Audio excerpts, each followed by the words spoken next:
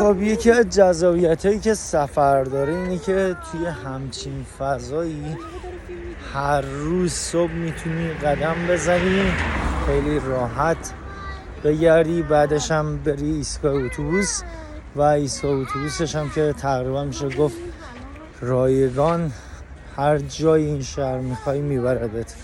خیلی خیلی عالیه و اتوبوسایی هم که پول میگیرن قیمتی نیست، نفری 3 تومن 4000 تومن میگیرن، از پارک پایانه هم تا حرم میبرن و حالا آماری که گرفتیم تا پارک وکیل آباد هم اتوبوس داره، یعنی باید بریم پایانه بریم پارک وکیل آباد. در کل خیلی خوبه این فضا، برای روحیه آدم بسیار عالیه.